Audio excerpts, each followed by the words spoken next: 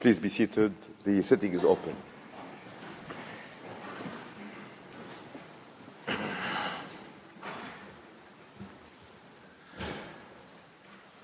The court meets this morning to hear Türkiye, Zambia, the League of Arab States, the Organization of Islamic Cooperation and the African Union on the questions submitted to it by the United Nations General Assembly on the legal consequences arising from the policies and practices of Israel in the occupied Palestinian territory, including East Jerusalem.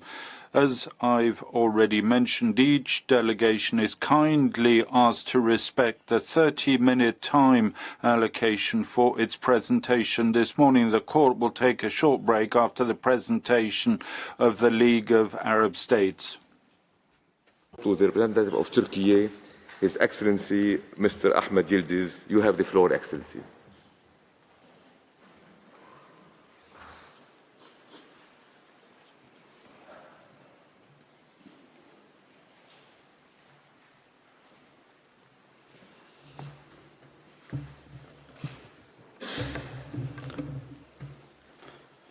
Mr. President, distinguished members of the court, good morning to all.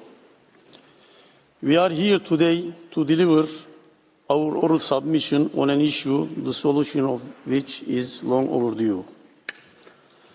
The Israeli-Palestinian conflict could have been settled by now if the international law, especially humanitarian law and human rights law, had been upheld and the inalienable rights of the Palestinian people had been recognized. The rules-based international system has come to a point of collapse because of injustices that are being inflicted on the Palestinian people for decades. Now, the International Court of Justice has also a case before it against Israel concerning violations of its obligations under the 1948 Convention on the Prevention and Punishment of the Crime of Genocide. This is a clear indication of the current consequences of violations of the inalienable rights of the Palestinian people and intolerable oppression in the occupied Palestinian territories, including East Jerusalem. Türkiye calls for the full implementation of the provisional measures indicated by the court. And we hope the Security Council will uphold its responsibility to enforce it, at least in these critical conditions, in respect of the court.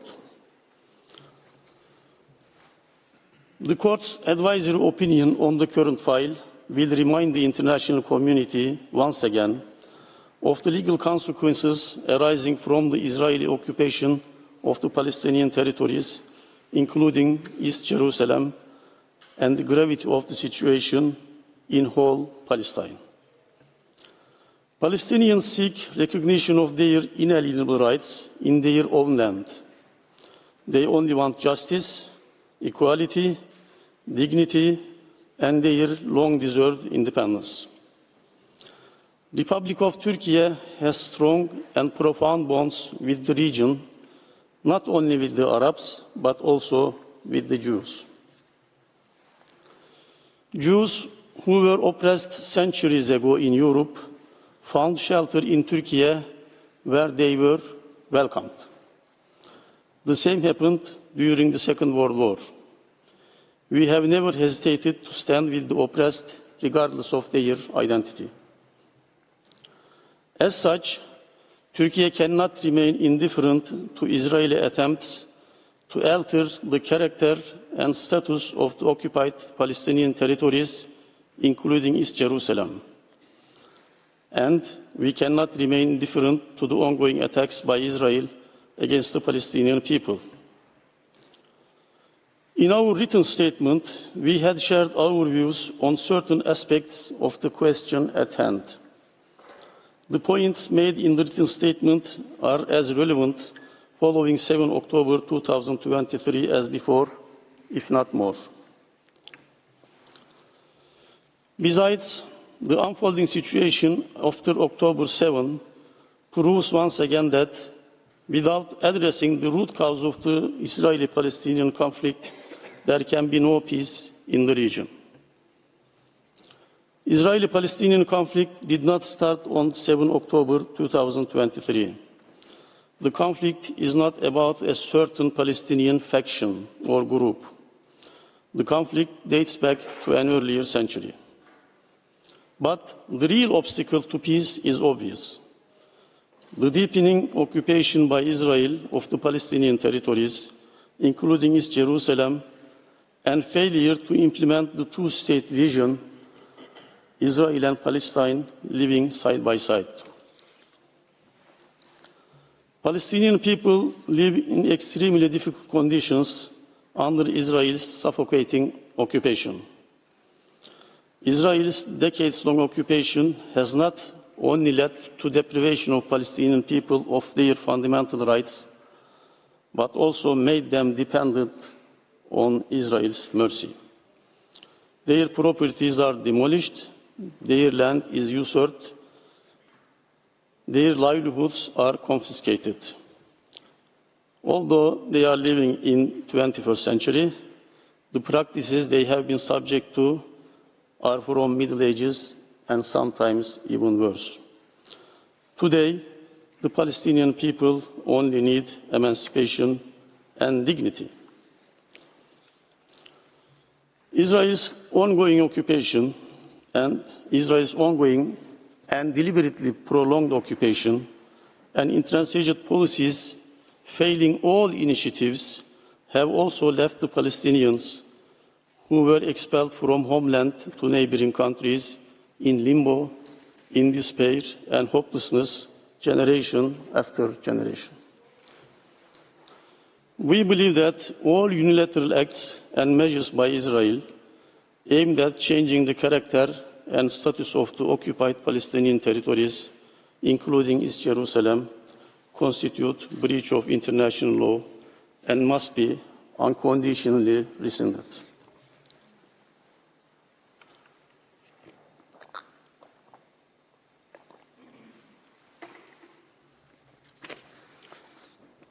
Mr. President, distinguished members, Turkey submitted a written statement pursuant to the Court's order of 6 February 2023 in accordance with Article 66, Paragraph 2 of the Statute of the Court. The scope of the questions put by the Court is undoubtedly wider, but the written statement by Turkey has focused on the historical status quo in the holy places within the broader context of the status of Jerusalem. The Republic of Turkey wishes to reaffirm that this statement does not affect its legal position on any other issues not related to the current request of the General Assembly for an advisory opinion of the Court. Please allow me to touch upon a few select points to re-emphasize where we stand. Lack of political will or interest among the international community to address the root causes of the conflict created a strong sense of injustice among the Palestinians and in general in the international community. Regrettably, the United Nations Security Council, which has a primary responsibility for maintenance of international peace and security, has clearly failed to discharge its duties. The overwhelming majority of the member states of the UN have asked for an immediate and conditional ceasefire in Gaza and delivery of unhindered, sufficient and sustained humanitarian assistance. So far, regrettably, the UN Security Council has fallen short of establishing such righteous demands due to its inherent flaws. By the same token, the situation in the occupied territories has not improved despite numerous resolutions that the UN General Assembly and Security Council resolutions adopted over decades. Israel's unlawful unilateral actions that are considered null and void in many of the UN resolutions are continuously putting the two-state vision in jeopardy. Unlawful settlement activity has intensified to the extent that it is now extremely difficult to mention contiguity of the occupied Palestinian territories, including East Jerusalem, which is a key to a lasting peace. Transfer of the Israeli population in the form of settlements has been changing the demographic composition of the occupied territories. Demolition of houses of the Palestinians, as well as forcible evacuations, continue under the protection of the Israeli security forces. Also, settler violence are increasing day by day against native Palestinians. One of the main aspects of the Israeli-Palestinian conflict is about observing the sanctity of and the historical status quo at the holy places. Located in East Jerusalem, Al-Aqsa Mosque compound, or Haram al-Sharif, is among the holiest sites for Muslims around the world. Therefore, its sanctity as a Muslim shrine must be upheld as sacrosanct at all times. The historical status quo at the holy places in Jerusalem, including in Haram al-Sharif, was established during the Ottoman era and has remained in place ever since. On 4th of April 2023, Israeli security forces stormed the Al-Aqsa mosques, beat up worshippers, and detained hundreds of them altogether during the holy month of Ramadan. This kind of brutal practice is becoming commonplace. While Muslim worshippers face the treatment above, Israeli security forces continue storming the Haram al-Sharif to provide shelter for the Jews who enter the compound in breach of the historical status quo. In addition to the holy places, the status of Jerusalem itself is also a main issue. As a result of well-known developments, the State of Israel was proclaimed on 14 May 1948, and the ensuing conflict resulted in Israel controlling more land than envisaged under the UN General Assembly Resolution 181 of 29 November 1947. An armistice line, known also as Green Line, came into being. On 5th of June 1967, Israel launched a military offensive and occupied the Gaza Strip, the West Bank, and East Jerusalem illegally. In the following period, several UN Security Council and General Assembly resolutions affirmed that acquisition of territory by military conquest is inadmissible under the international law, and confirmed that all legislative and administrative measures and actions taken by Israel which purport to alter the status of Jerusalem, including expropriation of lands and properties thereon, are invalid and cannot change the status.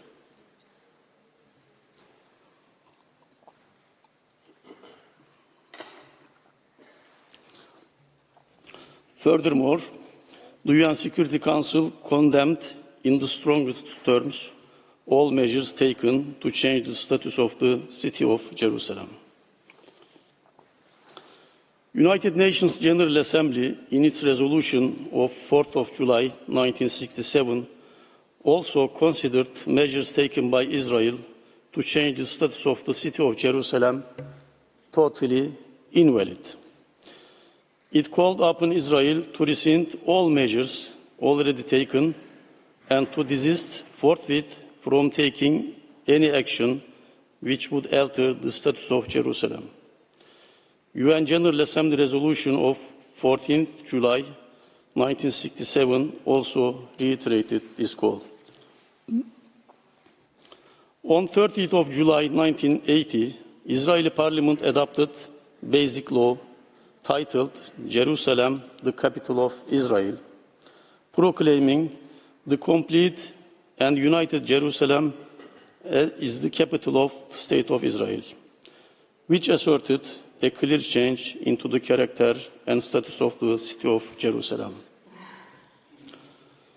In response to this illegal act, the UN Security Council resolution, I repeat, UN Security Council, not General Assembly, the UN Security Council resolution 478 in 1980 affirmed that, I quote, the enactment of the Basic Law by Israel constitutes a violation of international law and determines that all legislative and administrative measures and actions taken by Israel as the occupying power, which have altered or purport to alter the character and status of the holy city of Jerusalem, and in particular, the recent Basic Law on Jerusalem, are null and void and must be rescinded forthwith.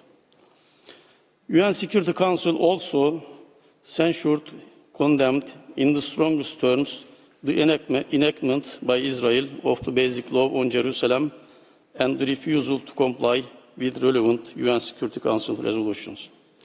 Furthermore, the Council decided not to recognize the Basic Law and such other actions by Israel that, as a result of this law, seek to alter character and status of Jerusalem.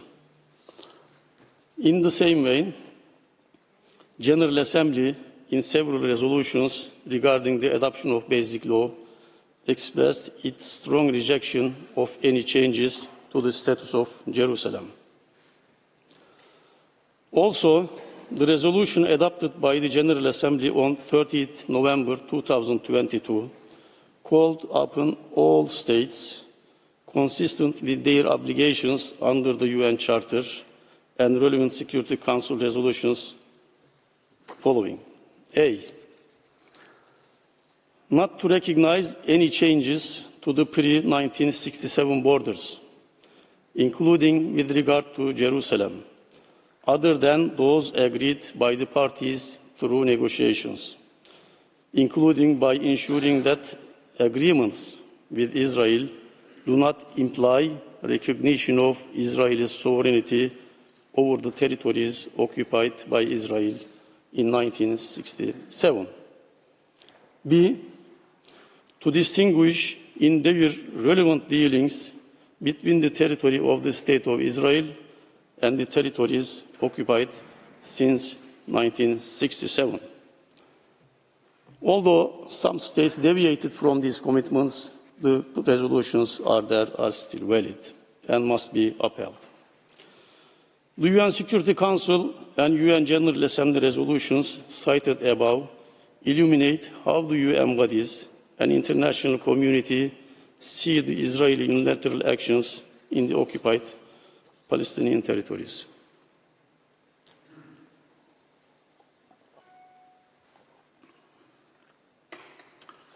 Mr. President, distinguished members of the court, basically, Israel is the occupying power in the occupied Palestinian territories and under the obligation to abide by international law.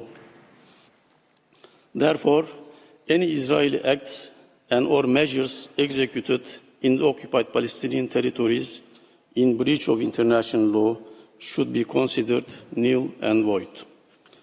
The practices, as well as acts and measures violating human rights, must be held to account. The same especially goes for the policies and practices of Israel in Jerusalem and the holy places. Any Israeli act and measure aimed at altering the character and status of the city of Jerusalem and of the holy places, including Haram al-Sharif, should be considered null and void and must be ended to rescind immediately. I focused on these points because Türkiye is deeply concerned by the unilateral policies and practices of Israel which violate the historical status quo in Haram al-Sharif and attempt to set a precedent to divide it temporally and spatially. Türkiye also rejects unlawful, illegitimate and provocative measures that de facto restrict free access of Muslims into Haram al-Sharif. This is not only a breach of the historical status of Haram al-Sharif, but is also a violation of basic human rights of Muslims in the occupied territories. Following provocations by certain members of the Israeli government, at the meeting of the Security Council held on 20 February 2023, the President of the Security Council reiterated the call for, inter alia, preserving the status quo at the holy sites in Jerusalem. I quote, "The Security Council calls for upholding the unchanged historic status quo at the holy sites in Jerusalem, in word and in practice, and emphasizes in this regard the special role of the Hashemite Kingdom of Jordan," unquote.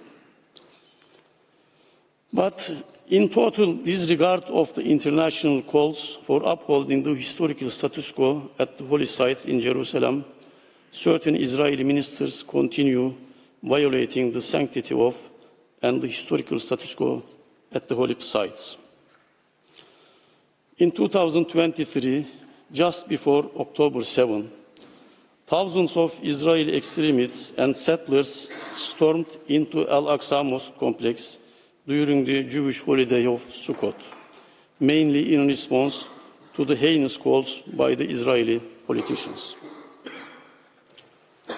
Several resolutions of the United Nations Human Rights Council also expressed grave concern at the restrictions imposed by Israel that impede the access of Christian and Muslim worshippers to holy sites in the occupied territories.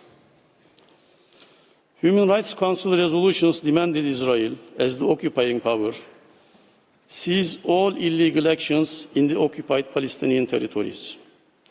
These include excavations in and around religious and historic sites, and all other unilateral measures aimed at altering the character, status, and demographic composition of the territory as a whole, all of which have, inter alia, a grave and detrimental impact on the human rights of the Palestinian people and the prospects for a just and peaceful settlement. Access to and protection of places of worship and holy sites, as well as excavations beneath and around Al-Aqsa Mosque, have also long been subject of concern and recommendations of several human rights treaty bodies. The protection of the status of Jerusalem and the holy sites is important not only for the maintenance of the peaceful coexistence tradition among communities there from different faiths since the Ottoman era, but also for observing the sensitivities of billions of people around the world.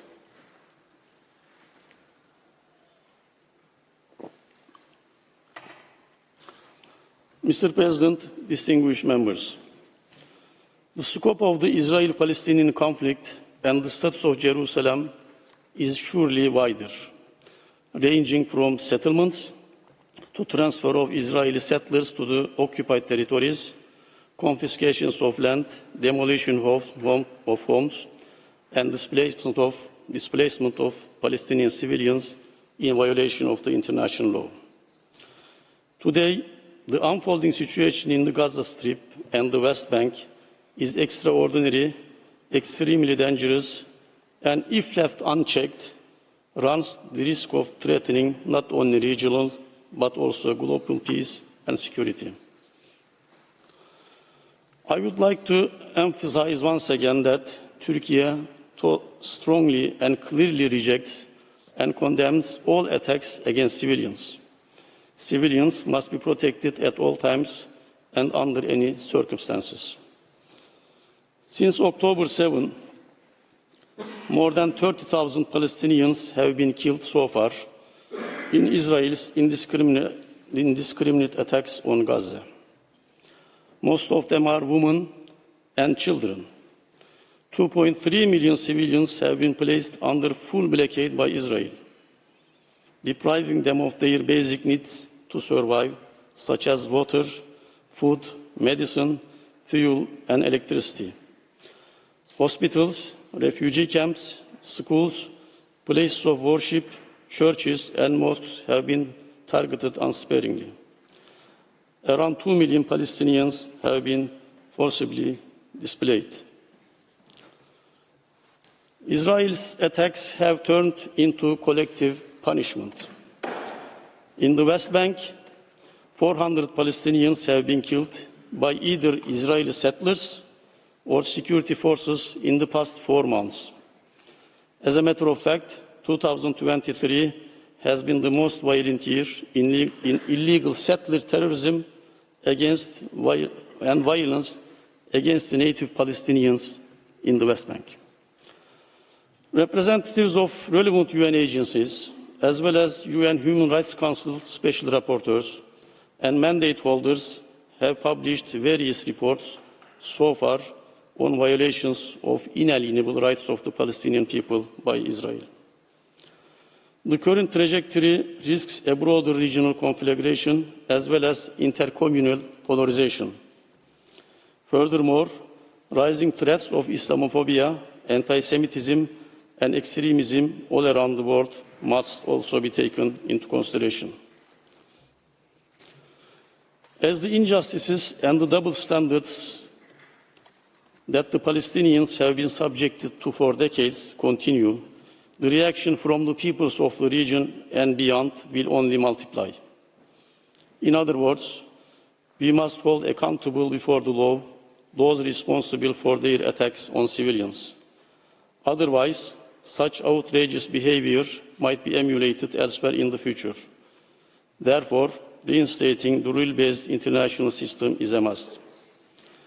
In view of the foregoing arguments and recalling the relevant resolutions of the UN General Assembly and Security Council, the Republic of Türkiye respectfully calls upon the International Court of Justice to declare the policies and practices of Israel in the occupied Palestinian territories, including East Jerusalem, illegal under the international law. Israel must also respect the historical status quo in the holy places in Jerusalem. Again, it is ever more important as we approach the holy month of Ramadan this year, while the Israeli attacks in Gaza and the West Bank continue. It is alarming to see reports regarding plans by the Israeli government to limit the prayers of the Muslims on Haram al-Sharif during Ramadan. The provocative rhetoric by certain Israeli ministers is also worrisome. Therefore, those who have conscience and morality must step in without delay. The Republic of Türkiye will continue its efforts to contribute to the permanent peace between Israel and Palestine, more urgently for a lasting ceasefire in Gaza and immediate unhindered flow of humanitarian assistance into Gaza. Drawing lessons from past experiences, Turkey has also been developing the idea of a guarantee mechanism so that future negotiations could be held in a sound environment, and once achieved, a final settlement would hold for decades to come. The Israeli-Palestinian conflict has been at the top of the agenda of the both UN General Assembly and the Security Council almost since the foundation of the UN. The UN, with its organs, following its primary responsibility of international peace and security, has adopted dozens of resolutions in relation to this conflict. It is crucial that the Court issues an advisory opinion in response to the questions in the resolution adopted by the UN General Assembly.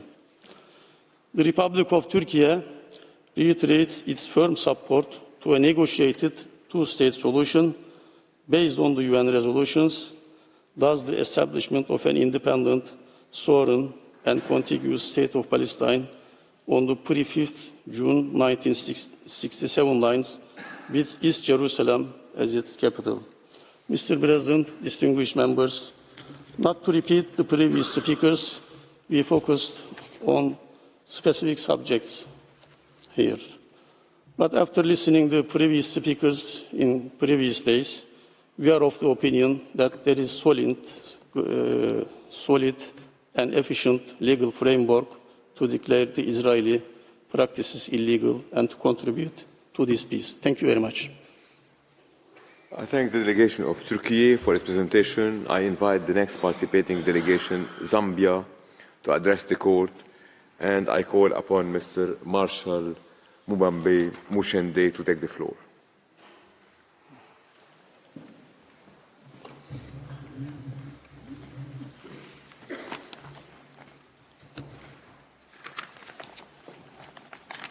Mr. President, Justice Nawaf Salam, distinguished members of the court, as you have mentioned correctly, Your Lordship, my names are Marshal Mubambe Mujende, State Counsel, and I'm the Solicitor General for the Republic of Zambia. I've come with my team, which includes His Excellency Mr. Sylvester Mundanda, who is the Ambassador of Zambia to the Benelux countries, which includes Belgium, Netherlands, and the Luxembourg. I also have with me the team that is on record with you. Allow me to proceed.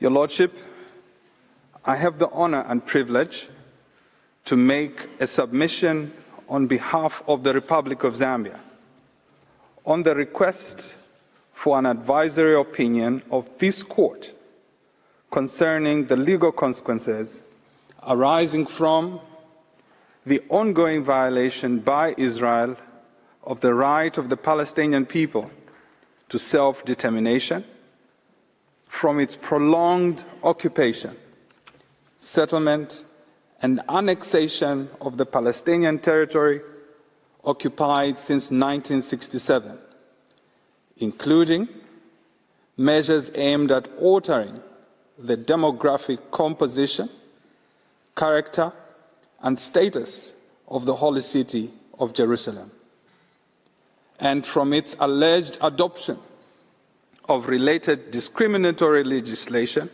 and measures. My delegation appears before this court as Zambia's unwavering commitment to peace and the principles of international law, which underpin the international system.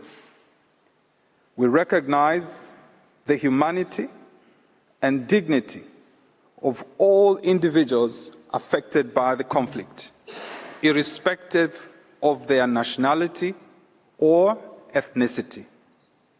Mr. President, the Republic of Zambia did submit its written statement to the court in July of 2023, and we shall rely on the same. With leave of court, however, allow me to augment with oral submissions which are in support of the written submissions alluded to.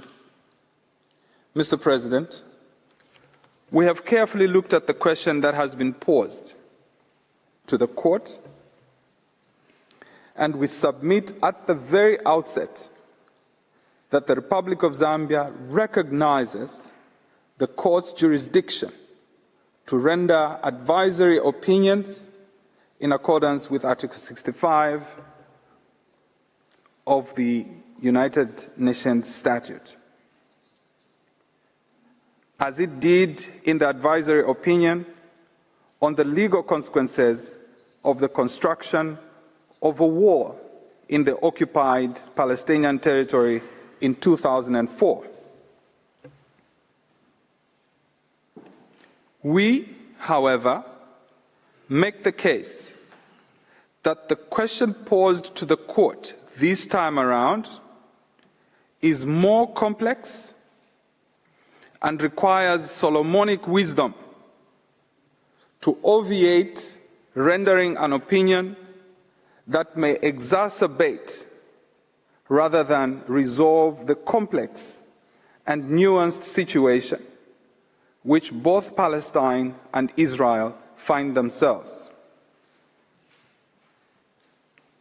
The Republic of Zambia has been consistent and continues to advocate for relentless efforts aimed at achieving peace in the Middle East based on the principles of the two-state solution, and we shall revert to this issue later.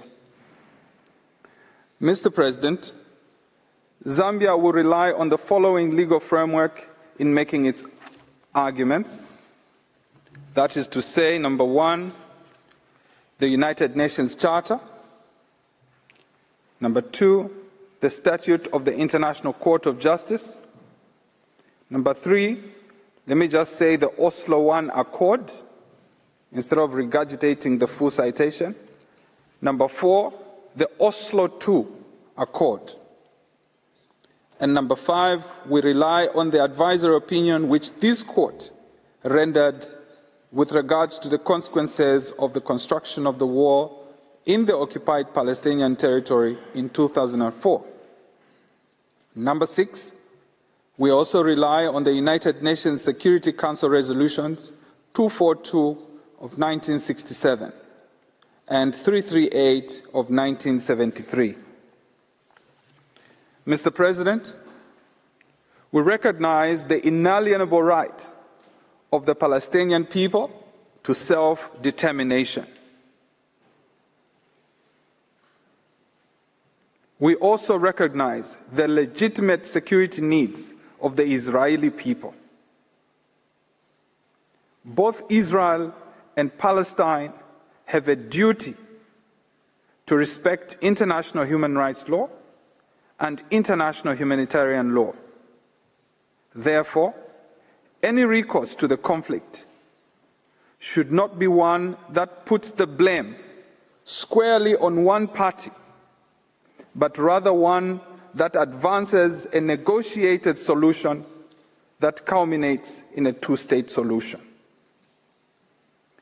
May it be on record, my Lord, that our support for the Palestinian people's right to self-determination remains steadfast, echoing our consistent position within the United Nations.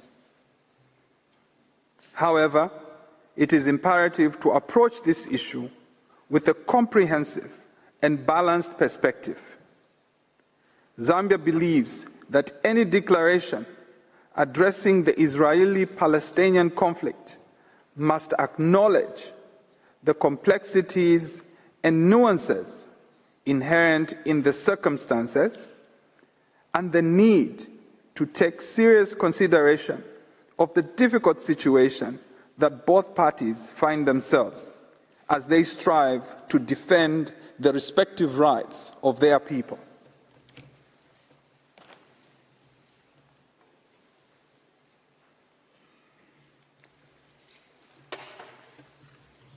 Mr. President, sir, the Republic of Zambia is cognizant of the fact that at the center of the conflict is the territorial dispute and rejection of the partition plan since the creation of the State of Israel in 1948. The United Nations has historically attempted to resolve this conflict through political processes which culminated in various peace treaties and Security Council resolutions, such as the Oslo Accords and the Security Council resolutions 242 of 1967 and 338 of 1973.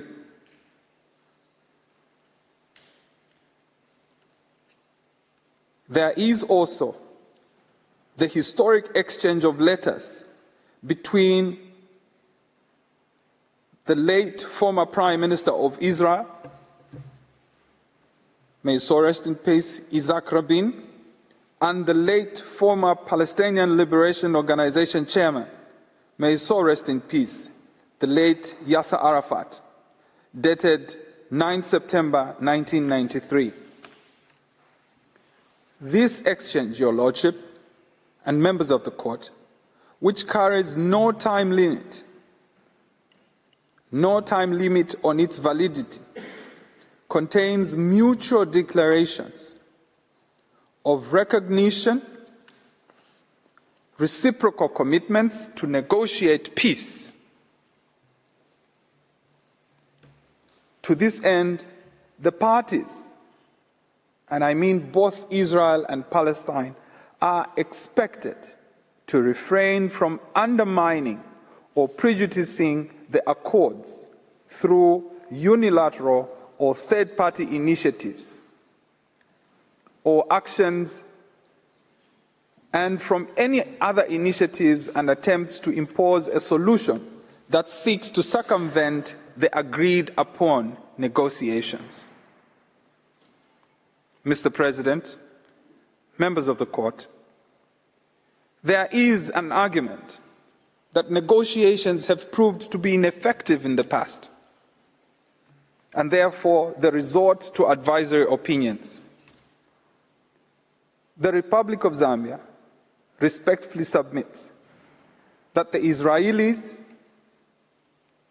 the Palestinians, regional states, and the broader international community, and indeed the United Nations Security Council, should consider the reasons why the negotiations failed in the first place and address that issue before resorting to a solution that seeks to bypass the agreed-upon negotiations. In the case of the Israeli-Palestinian conflict, if it is established that negotiations have been ineffective, it may call then for an addendum to the Oslo I Accord to amend Article 15, which provides for negotiations, and replace that clause with another mode of dispute settlement. Mr. President, in any event, one may also argue that the advisory opinion by this Court on the legal consequences of the construction of the wall in the Occupied Palestinian Territory in 2004 was also ineffective. Should it then be argued also that the international community must abandon advisory opinions of this Court? We submit that postmortems are important in evaluating the challenges and limitations of the dispute settlement mechanisms that are applied to resolve the problem before resorting to another mode. Mr. President and members of the Court, it is our firm submission that the Oslo Accords remain the only valid, agreed legal source of authority for the division of control, powers, and responsibilities between Palestine and Israel over the various parts of the territories. Article 15 of the Oslo I Accord prescribes negotiations as the mode of resolving disputes.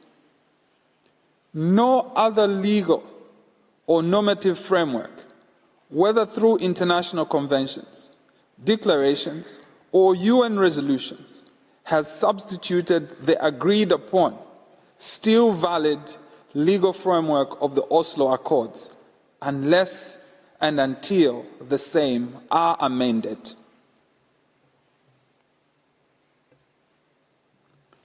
Zambia proposes that the final determination of this matter would be for the parties to resolve their dispute through a settlement means of their choice, which is negotiations.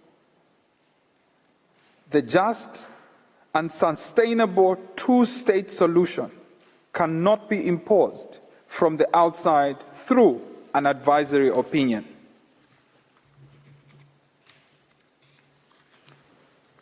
The Republic of Zambia fully supports this recognized and established framework for the resolution of the Israeli-Palestinian conflict.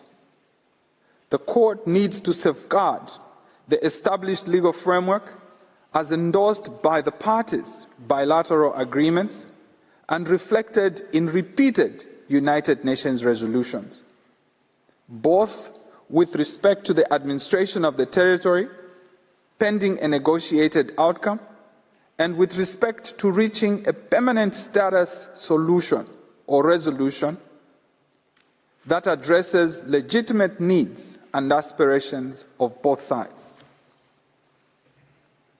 The parties have an obligation under Article 31, Clause 7 of the 1995 Palestinian Interim Agreement on the West Bank and the Gaza Strip, which is Oslo II Accord, not to initiate or take any step that would change the status of the West Bank and the Gaza Strip pending the outcome of the permanent status negotiations. Mr. President, members of the court, this court did announce or pronounce itself on the importance of continued negotiations in its advisory opinion of 2004 on the legal consequences of the construction of the wall in the occupied Palestinian territory. The court encouraged efforts to achieve a negotiated solution to the conflict and the establishment of a Palestinian state existing side by side with Israel for peace and security for all in the region. This court, while noting that illegal actions and unilateral decisions were taken on both sides, confirmed the continued validity of the legal framework by stipulating that this situation can be ended only through implementation of the agreements in good faith. Mr. President, members of the court, as we conclude, we wish to submit that the court is neither the only dispute resolution mechanism available, nor is it the best in all circumstances. Let me repeat that one. As we conclude, we wish to submit that the court is neither the only dispute resolution mechanism available, nor is it the best in all circumstances. The best dispute resolution mechanism is one that delivers optimal and sustainable solutions depending on the peculiar circumstances of each case. And there is certainly no one-size-fits-all. Where, for instance, the objective of the dispute resolution mechanism is to blame one party or the other, or to solely determine a winner or a loser, then we have no doubt that the court is the best forum. Mr. President, those of us that have practiced law for many years know how in determining a winner and a loser, the court decisions have, in almost all cases, left permanently ruined relationships between neighbors on a difference which could have been resolved in a better way by adopting alternative dispute mechanisms such as a negotiated settlement, conciliation, or mediation. In conclusion, therefore,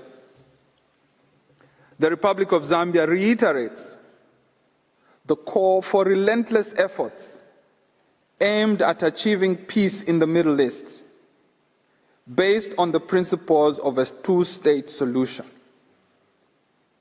Both Israel and Palestine have a duty to respect international human rights law and international humanitarian law. Therefore, any recourse to the conflict should not be one that puts a blame squarely on one party, but rather one that advances a negotiated solution, which culminates in a two-state solution.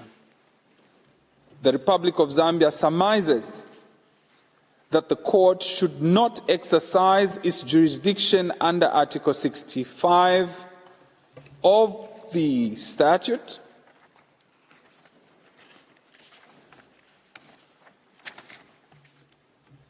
but rather give deference and sanctity to the bilateral agreements existing between the two states, and indeed give deference to the doctrine of party autonomy and pacta sunt servanda.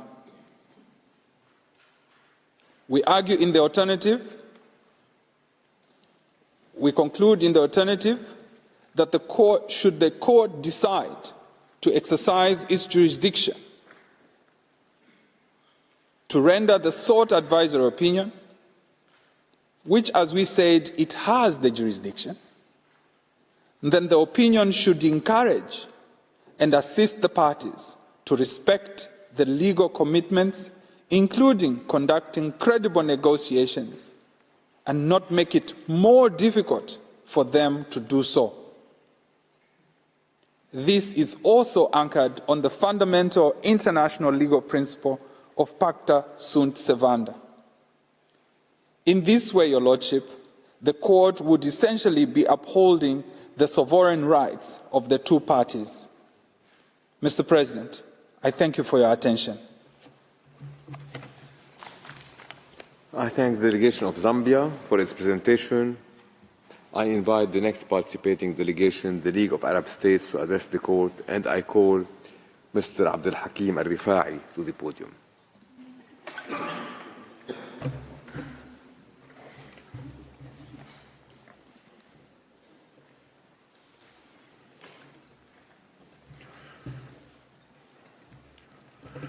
Thank you, Mr. President, honorable members of the court. It's a great honor and privilege to appear before you today on behalf of the League of Arab States. I would like to read a statement by His Excellency, Mr. Ahmed Abul Ghait, Secretary General of the League of Arab States. The League of Arab States attaches high importance to the present proceedings, hoping that they contribute to safeguarding the principles of international law, to uphold the inalienable rights of the Palestinian people to self-determination, and end the last oppressive, expansionist, apartheid, settler, colonial occupation still standing in the 21st century.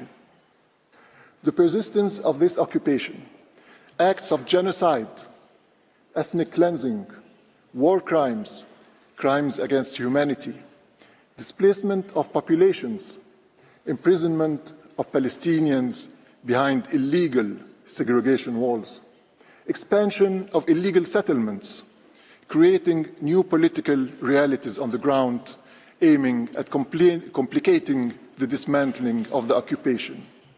All will never discourage Palestinians from claiming their legitimate, inalienable rights. The insistence on placing Israel above the law through the politicization of accountability and adopting double standards in the application of justice is a direct threat to international peace and stability. Ending Israel's total impunity and subjecting it, like any other state, to the universal rules of international law will help annul its pretexts to systematically reject peace initiatives, the most serious of which is the Arab Peace Initiative of 2002, which offered full normalization of relations with all Arab states in exchange of Israel only respecting its already established obligations under the bodies of international law, human rights laws, and the United Nations Security Council and General Assembly resolutions. This prolonged occupation is an affront to international justice. The failure to bring it to an end has led to the current horrors perpetrated against the Palestinian people, amounting to genocide. There can be no moral or juridical justification for occupying lands, killing, terrorizing, and displacing their populations.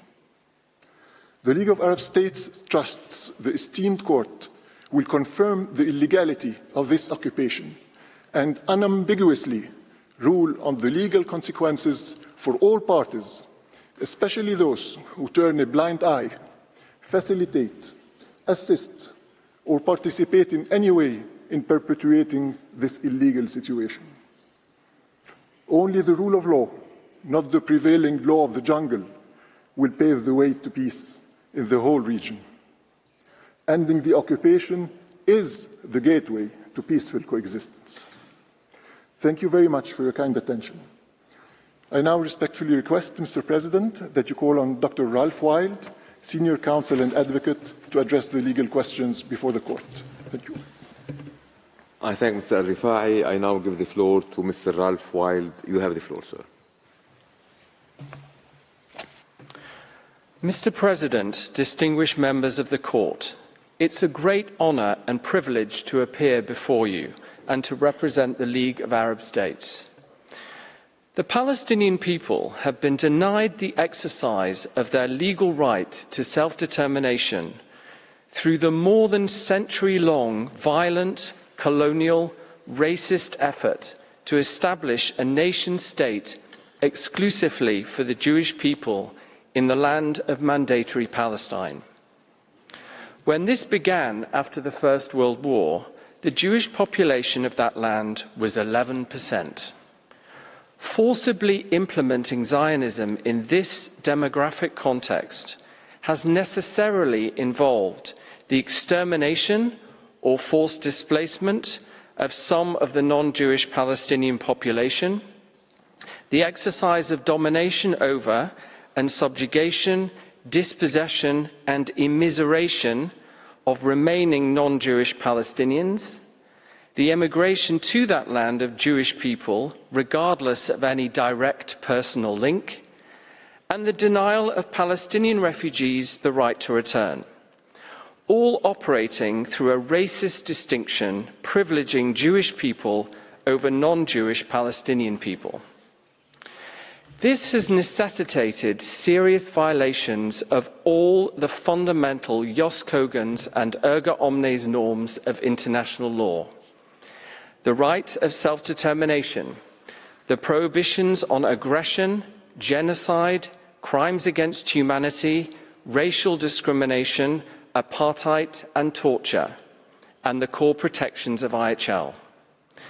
Today, I will address, first, violations of international law arising out of the regime of racial domination, apartheid, perpetrated against the Palestinian people across the entire land of historic Palestine. And then, second, the existential illegality of Israel's occupation of the Palestinian Gaza Strip and West Bank, including East Jerusalem, since 1967.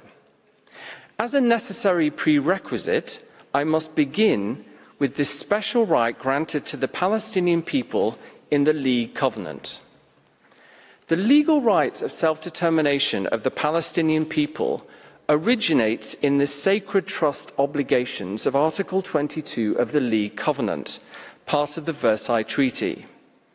Palestine, an A-class mandate under British colonial rule, was, after the First World War, supposed to have its existence as an independent state provisionally recognised, a sui generis right of self-determination. The UK and other members of the League Council attempted to bypass this, incorporating the 1917 Balfour Declaration commitment to establishing a national home for the Jewish people in Palestine into the instrument stipulating how the mandate would operate. However, the Council had no legal power to bypass the covenant in this way. It acted ultra vires, and the relevant provisions were legally void.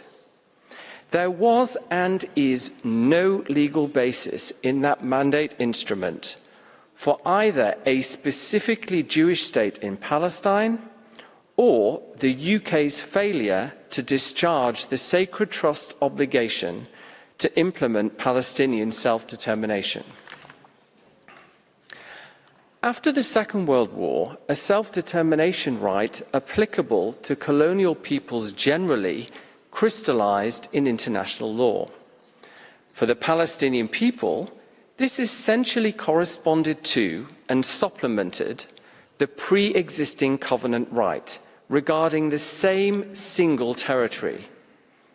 The 1947 proposal to partition Palestine was contrary to this, the Arab rejection and affirmation of the legal status quo. In 1948, then, Palestine was, legally, a single territory with a single population enjoying a right of self-determination on a unitary basis. Despite this, a state of Israel specifically for Jewish people was proclaimed in 1948 by those controlling 78%, more than three-quarters of Palestine, accompanied by the forced displacement of a significant number of the non-Jewish Palestinian population, the Nakba catastrophe. This illegal secession was an egregious violation of Palestinian self-determination. Israel's statehood was recognized, and Israel admitted as a UN member despite this illegality. Israel is not the legal continuation or successor of the mandate. This violation of Palestinian self-determination is ongoing and unresolved. Two key elements are, first, Palestinian people not displaced from the land proclaimed to be of Israel in 1948 and their descendants have been forced to live as citizens, presently they constitute 17.2%, of a state conceived to be of and for another racial group, under the domination of that group, necessarily treated as second class because of their race. Second, Palestinian people displaced from that land and their descendants cannot return. These are serious breaches of the right of self-determination, the prohibitions of racial discrimination and apartheid, and the right of return. They must end immediately. As if this ongoing Nakba was not catastrophic enough, in 1967, Israel captured the remaining 22% of historic Palestine, the Gaza Strip and West Bank, including East Jerusalem, the Nakba. It's maintained that use of force to remain in control for the 57-year period since. For more than half a century, then, a state defined to be of and for Jewish people exclusively has governed the entire land of historic Palestine and the Palestinian people there. And the regime of racial domination, apartheid, and denying return has been extended throughout. In the case of Palestinians living in the occupied territory, this has involved the same serious violations of international law, supplemented by serious violations of norms applicable in occupied territory. Indeed, these people are subject to an even more extreme form of racist domination, as they aren't even citizens of the state exercising authority over them. Even in East Jerusalem, which Israel has purported to annex, the majority non-Jewish Palestinian residents don't have citizenship, whereas Jewish residents, including illegal settlers, are citizens. Just as in territorial Israel, in occupied territory, these serious violations concerning how Israel exercises authority over the Palestinian people must end immediately. However, here, a more fundamental matter must also be addressed: the illegality of the exercise of authority itself. The enduring Palestinian right of self-determination means that the Palestinian people and the state of Palestine, not Israel, are sovereign over the territory Israel captured in 1967. For Israel, the land is extraterritorial and, given what I said about the mandate, territory over which it has no legal sovereign entitlement. Despite this, Israel has purported to annex East Jerusalem and taken various actions there and in the rest of the West Bank, constituting de jure and de facto purported annexation, including implanting settlements. It is Israeli policy that Israel should be not only the exclusive authority over the entire land between the river and the sea, but also the exclusive sovereign authority there. This constitutes a complete repudiation of Palestinian self-determination as a legal right, since it empties the right entirely of any territorial content. Actualizing this through de facto and de jure purported annexation is, first, a serious violation of Palestinian self-determination, and second, because it's enabled through the use of force, a violation of the prohibition on the purported acquisition of territory through the use of force in the law on the use of force, and so an aggression. Serious violations of further areas of law regulating the conduct of the occupation are also being perpetrated, notably the prohibitions on implanting settlements and altering, unless absolutely prevented, the legal, political, social and religious status quo. The occupation is therefore existentially illegal because of its use to actualize purported annexation. To end this serious illegality, it must be terminated. Israel must renounce all sovereignty claims and all settlements must be removed immediately. However, this is not the only basis on which the occupation's existential legality must be addressed. We need to delve deeper into both the law of self-determination and the law on the use of force. Beginning with self-determination, this right, when applied to the Palestinian people in the territory Israel captured in 1967, is a right to be entirely self-governing, free from Israeli domination. Consequently, the Palestinian people have a legal right to the immediate end of the occupation, and Israel has a correlative legal duty to immediately terminate the occupation. This right exists and operates simply and exclusively because the Palestinian people are entitled to it. It does not depend on others agreeing to its realization. It is a right. It's a repudiation of trusteeship, whereby colonial peoples were ostensibly to be granted freedom only if and when they were deemed ready because of their stage of development determined by the racist standard of civilization. The anti-colonial self-determination rule replaced this with a right based on the automatic, immediate entitlement of all people to freedom, without preconditions. In the words of General Assembly 1514, inadequacy of preparedness should never serve as a pretext for delaying independence.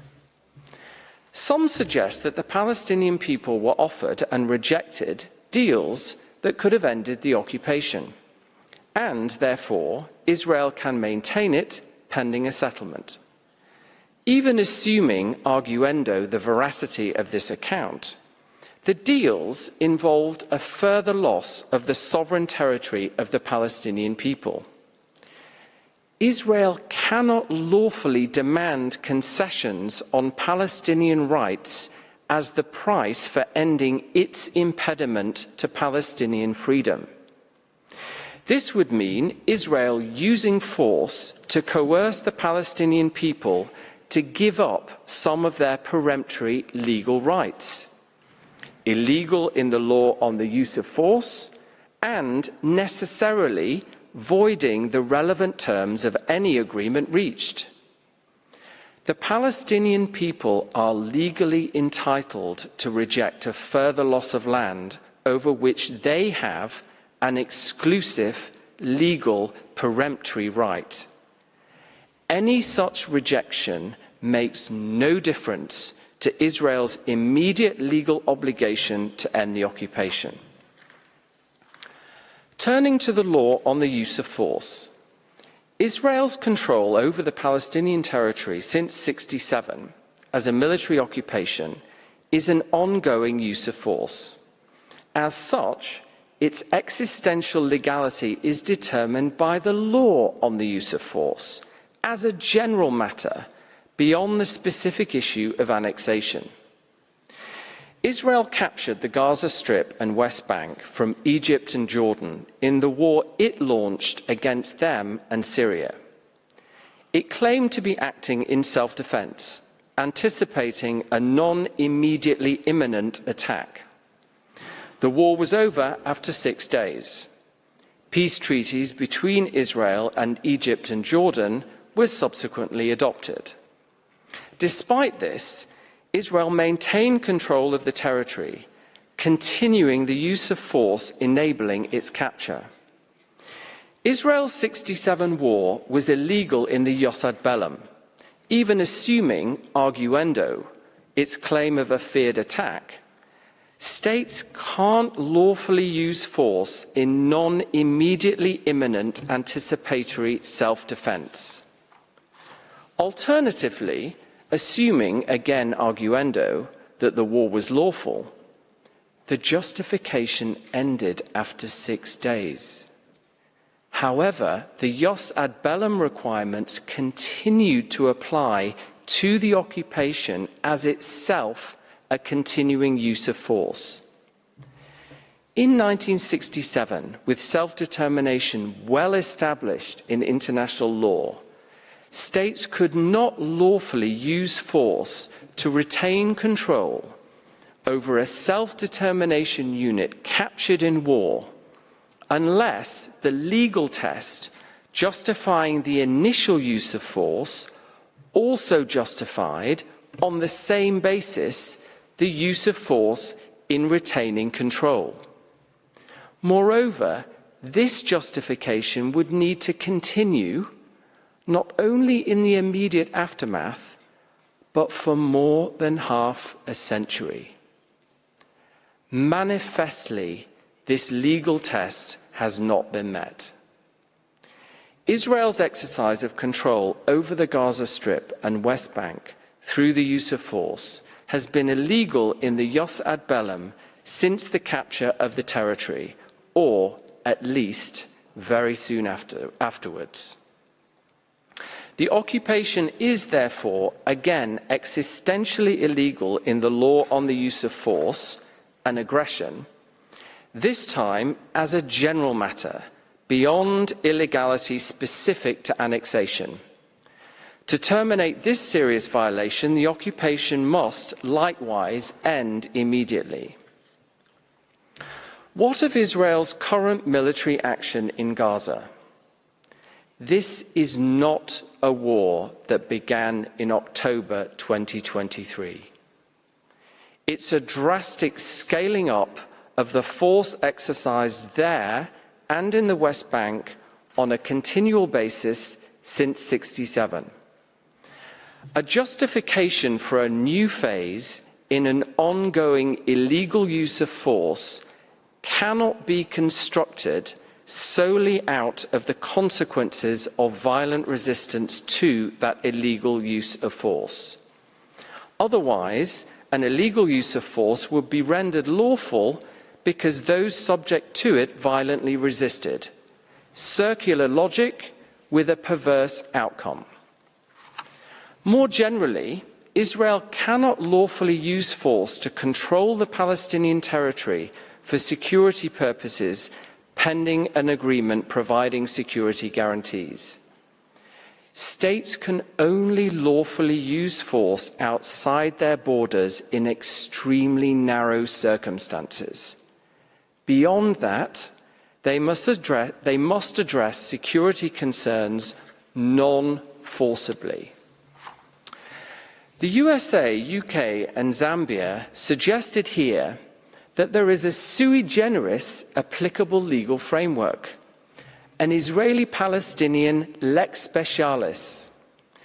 This somehow supersedes the rules of international law determining whether the occupation is existentially lawful. Instead, we have a new rule justifying the occupation until there is a peace agreement meeting Israeli security needs. This is the law as these states would like it to be, not the law as it is. It has no basis in Resolution 242, Oslo, or any other resolutions or agreements. Actually, you are being invited to do away with the very operation of some of the fundamental peremptory rules of international law itself. As a result, the matters these rules conceive as rights vested in the Palestinian people would be realized only if agreement is reached and only on the basis of such agreement. At best, if there is an agreement, this means one that need not be compatible with Palestinian peremptory legal rights, determined only by the acute power imbalance in Israel's favor. At worst, if there is no agreement, this means that the indefinite continuation of Israeli rule over the Palestinian people in the OPT on the basis of racist supremacy and a claim to sovereignty would be lawful. This is an affront to the international rule of law, to the UN Charter imperative to settle disputes in conformity with international law, and to your judicial function as guardians of the international legal system. A final potential basis sometimes invoked to justify continuing the occupation should be addressed. Occupation and human rights law, applicable to illegal and lawful occupations alike, oblige Israel to address security threats in occupied territory. However, they only regulate the conduct of an occupation when it exists. They don't also provide a legal basis for that existence itself. Existential legality is determined by the law of self-determination and the jus ad bellum only. There is no backdoor legal basis for Israel to maintain the occupation through the imperatives of occupation and human rights law. In sum, the occupation of the Palestinian Gaza Strip and West Bank, including East Jerusalem, is existentially illegal on two mutually reinforcing bases. First, the law on the use of force. Here, the occupation is illegal both as a use of force without valid justification and because it's enabling an illegal purported annexation. As such, it is an aggression. Second, the law of self-determination. Here, it's illegal again because of the association with illegal purported annexation, and also, more generally, because it is quite simply an exercise of authority over the Palestinian people that by its very nature violates their right to freedom. This multifaceted existential illegality involving serious violations of peremptory norms has two key consequences. First, the occupation must end. Israel must renounce its claim to sovereignty over the Palestinian territory. All settlers must be removed immediately.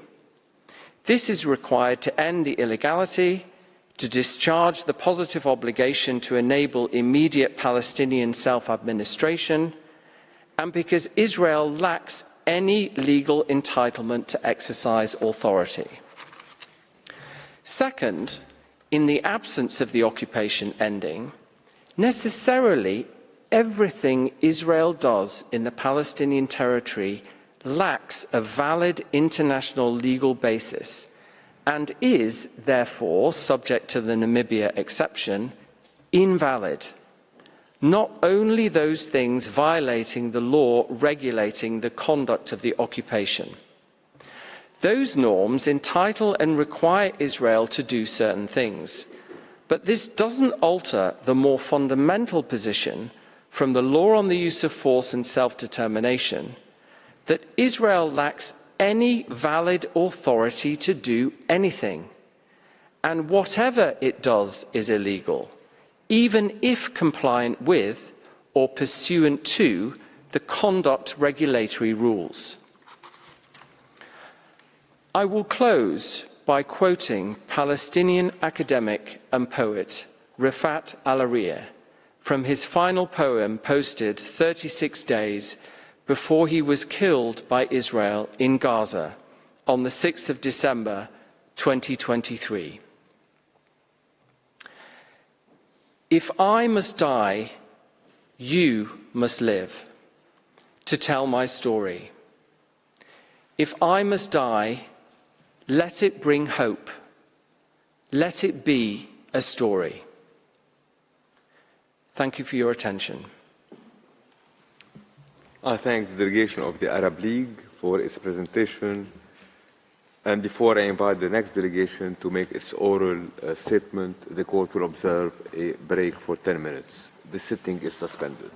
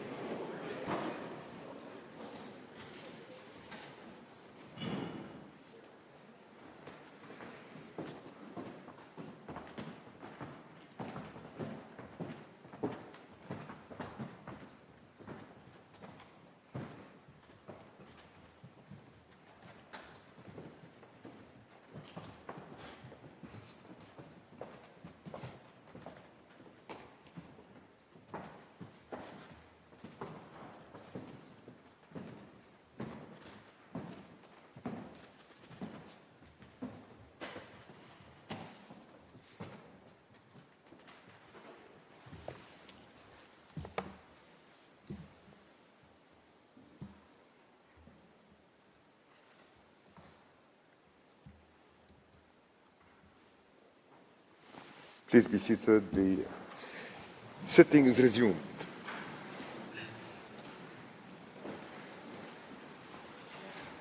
J'invite maintenant. I now invite the next participating delegation, the Organisation of Islamic Cooperation, to address the court, and I call His Excellency, Mr. Brahim Hussein Taha, to the podium. Sir, you have the floor.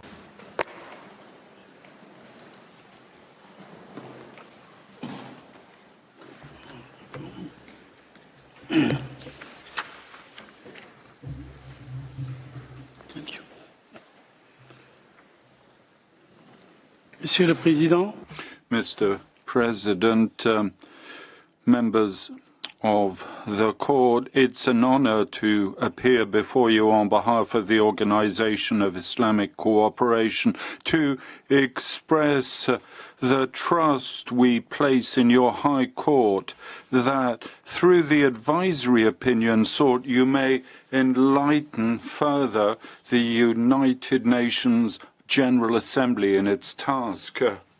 The Organization of Islamic Cooperation brings together 57 member states and is the collective voice of the Islamic world. This intergovernmental organization was founded following the arson attack in 1969 against the Al-Aqsa Mosque in Jerusalem. Thus, the charter of our organization mentions among its goals our support for the right of the Palestinian people to create its sovereign state with Al-Quds al-Sharif as its capital.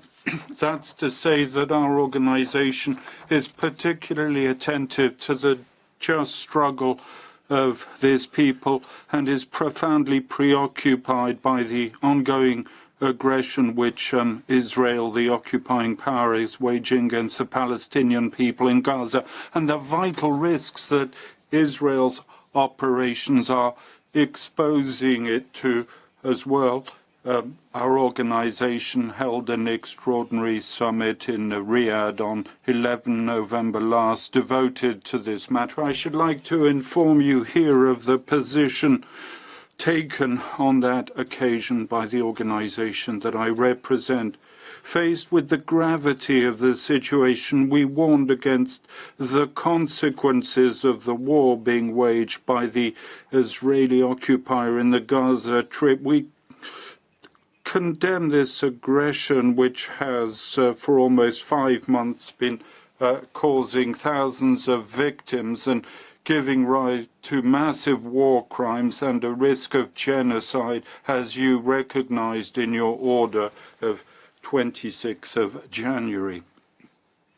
We condemn with the same force the crimes committed by Israel, the occupying power, and the settlers in the West Bank and in the city of Al-Quds al-Sharif. We denounce the refusal by Israel, the occupying power, to end its illegal occupation of Palestinian territory, as well as the multiple violations of norms of international law brought about by this continuing occupation, and we deplore the inability of the Security Council to uphold international law, to halt this spiral of violence, and to render justice to the Palestinian people.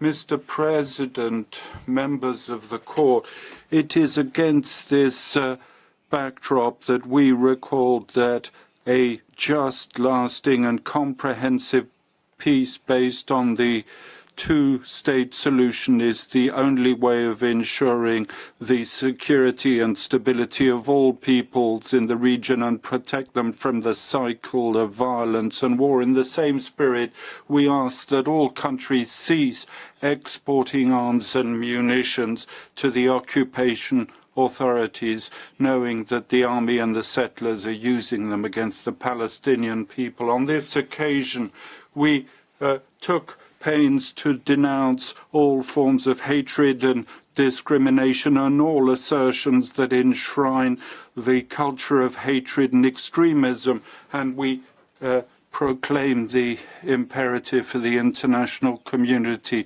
to take immediate and swift measures to end the massacre and the targeting of Palestinian civilians so as to confirm that there's no difference between one life and another, nor discrimination on the basis of nationality, race, or religion. Those are the conditions without which no lasting peace is possible.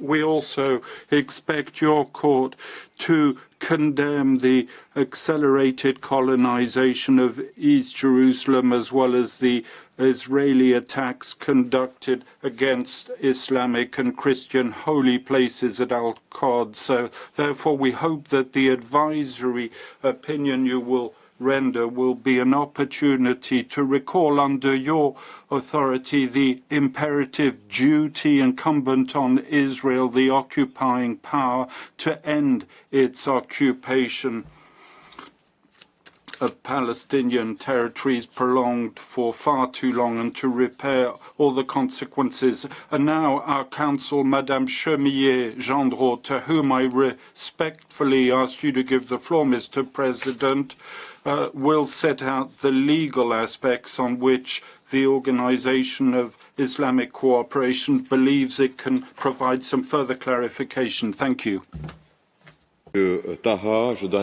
Yes, thank you very much, Mr. Taha. I now invite Madame Monique Chemillé-Gendreau to the podium. You have the floor, Madame. Yes, thank you. Thank you, Madam, Mr. President.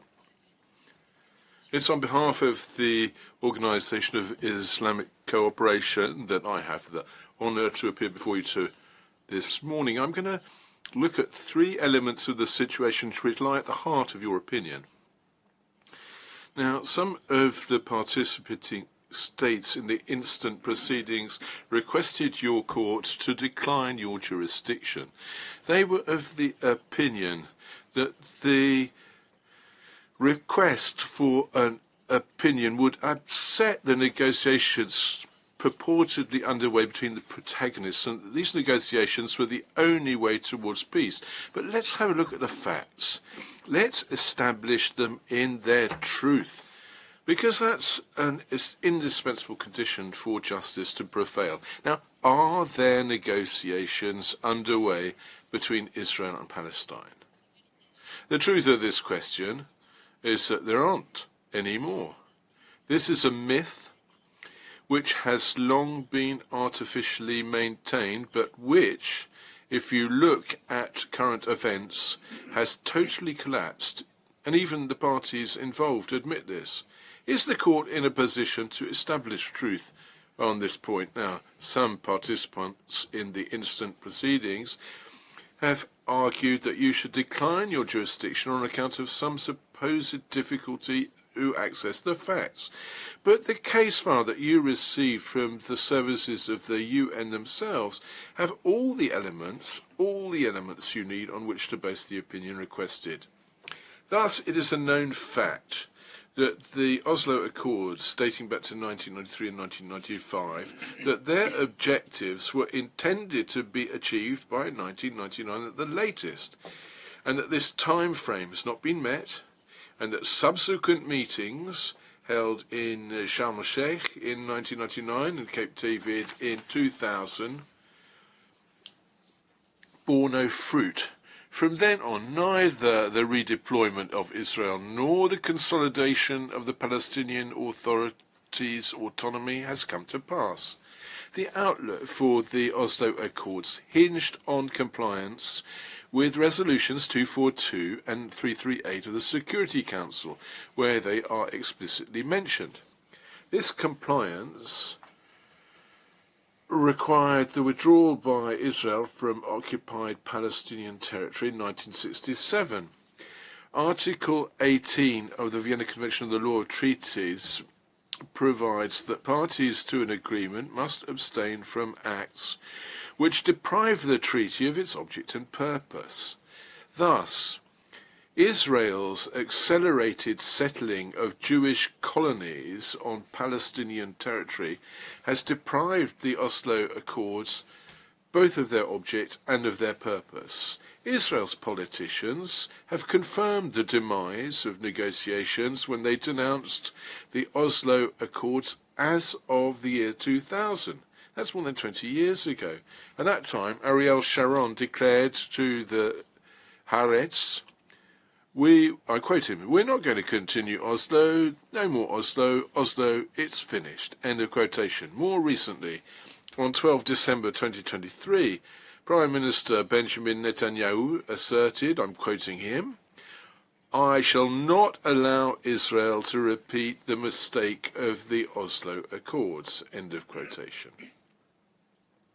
Your court will recognise that we are confronted here by a particularly noteworthy breach of good faith. Israel is a member of the United Nations. It's bound by the resolutions of this organisation as well as by specific undertakings it made.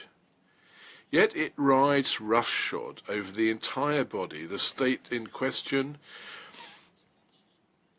appropriates Palestinian territory, expels its people, denies Palestine the right to self-determination by all means available.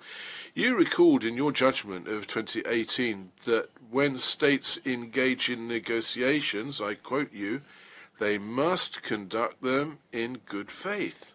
End of quotation. Well, it would appear that Israel's good faith vanished shortly after engaging in the Oslo negotiations. Thus, no negotiation on the horizon right now which needs protection.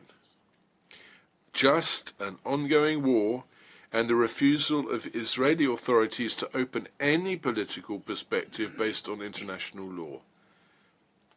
That's why the argument whereby a finding of jurisdiction to give this opinion would in some way bar the way to a negotiated peace is an argument wholly without merit. Now, this is my second point. I'd like to dwell a little longer on the question of negotiations to make a substantive remark here. Palestinians will not recover their legitimate rights by direct bilateral negotiations with Israel, and there are two reasons why not. The first relates to the overwhelming inequality between the two parties. Palestine is under Israel's military domination, and its representatives find themselves in a position of structural weakness. As such, any negotiation will be biased, and the resultant treaty will necessarily be unbalanced.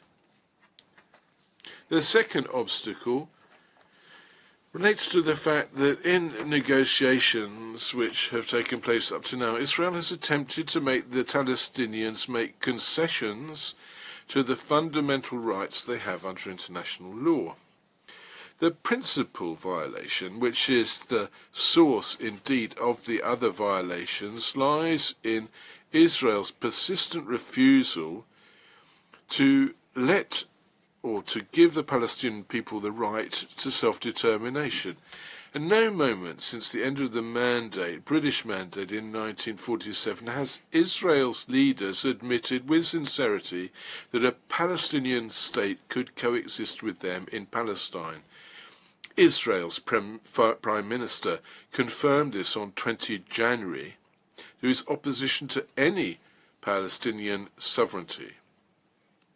When Israel pretended to negotiate the Palestinians' right to statehood, it was only to concede a caricature thereof: demilitarized power, enclave, dispersed over a fragmented territory with reduced access to its own natural resources. And yet, the right of peoples to self-determination is a jus cogens norm. It is not some constitutive right which could only arise if recognized by Israel. Not at all. It's a declarative right, inherent to the situation of the colonized people of Palestine. And it exists from the moment this people, the Palestinian people, decided to claim it. Thus, purely and simply, this is not a negotiable right. Israel has occupied, as of 1967, Palestinian territories subsequent to a military action which was carried out in breach of the core rule prohibiting the use of force. So Israel is occupying a territory over which it has no right.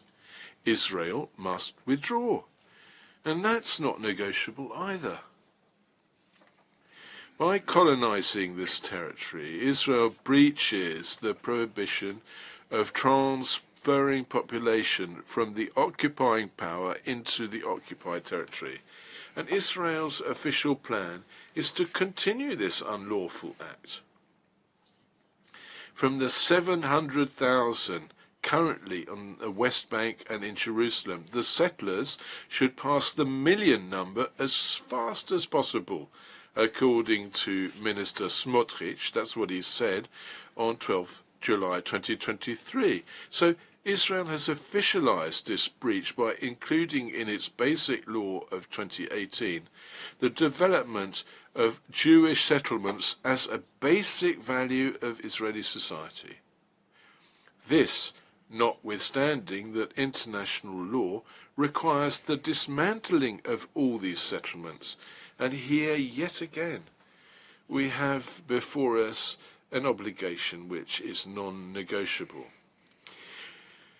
The security of Palestinians is seriously threatened. They're dying in thousands under Israeli bombs in Gaza since 7 October, and in the West Bank, according to Israeli sources, 367 Palestinians have been killed since 7 October, including 94 children. 2,960 Palestinians have been arrested, and Palestinian sources are of the opinion that these figures are highly underestimated. Settlers in the West Bank and East Jerusalem freely wreak violence against the Palestinians. They're encouraged. They are armed by the state of Israel itself.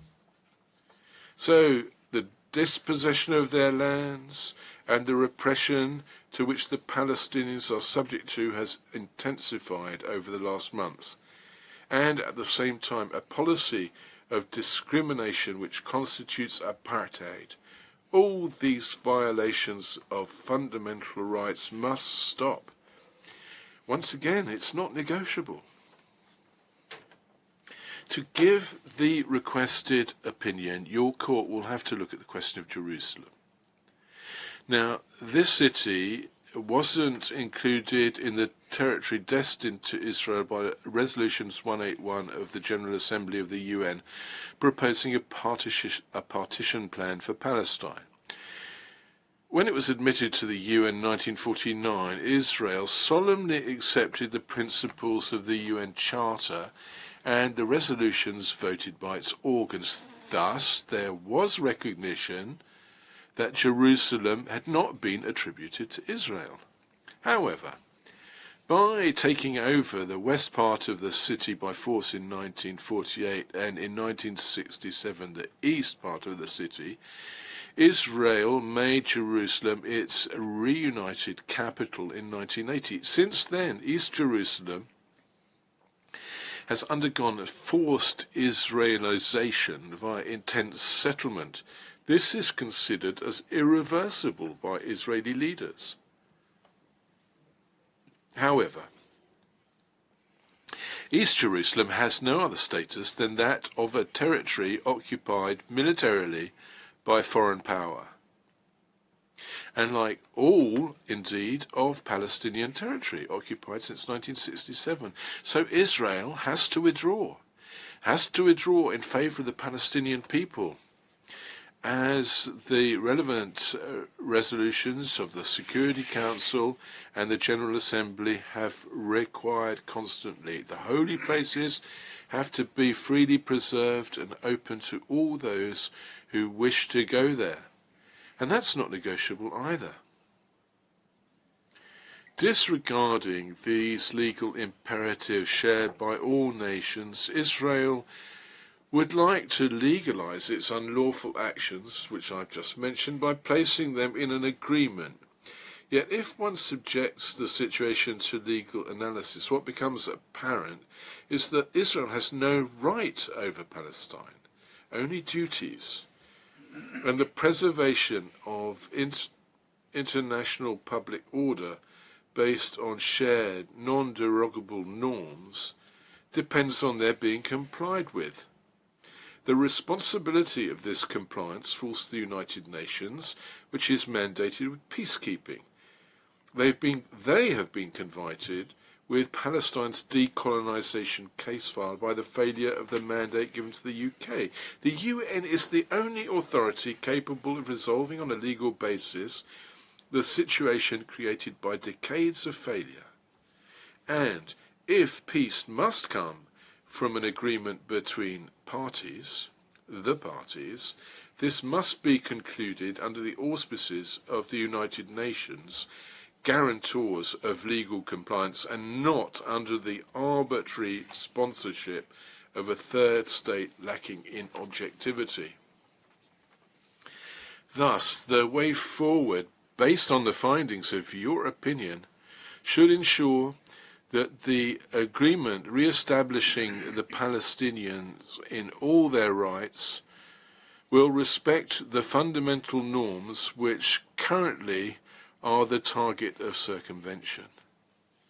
If that weren't to be the case, the future peace treaty would fall under the Vienna Convention of the Law of Treaties, which provides, I quote, "A treaty is void if at the time of its conclusion it conflicts with the peremptory norm of general international law." End of citation.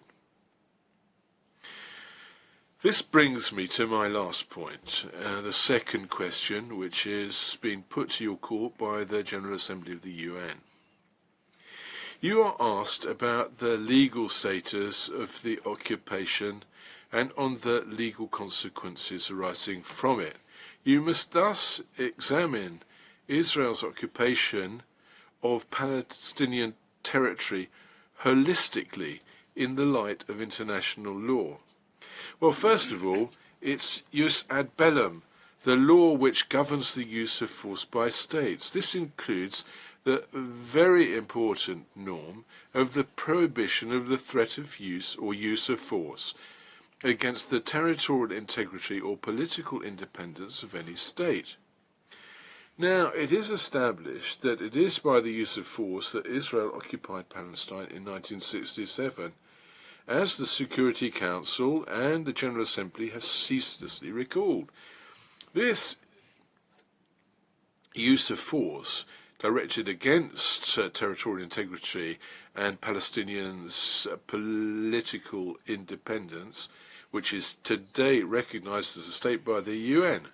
So the occupation was unlawful from the very beginning. This illegality is manifest since 1967 by the way in which this occupation has been conducted. It breaches all the conditions set out in the law of the Hague and Geneva regarding military occupation of foreign territories. These conditions are identified by the manual of the International Committee of the Red Cross. The occupying power may not modify the structure and characteristics, intrinsic characteristics of the occupied territory over which it acquires no sovereignty. Israel has ceaselessly changed these characteristics for its own benefit. Occupation is and should remain a temporary situation. Now, Israel's been occupying Palestine for 66 years now, and its leaders openly broadcast their intention to indefinitely pursue this occupation. Israel must administer the territory in the interest of the local population, taking into account its needs, and the needs of the Palestinians have been cruelly ignored. Israel must not exercise its authority to serve its own interests and those of its own population, yet all of Israel's policies and practices are directed for the benefit of Israeli settlers and in breach of the Palestinians' rights and interests. These are the conditions in which Israel has developed the occupation of Palestinian territory, conditions whose complete evidence can be found in UN reports.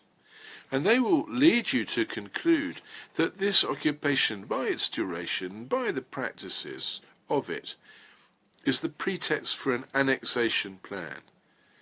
This, officialized regarding Jerusalem, has been implemented de facto for the West Bank.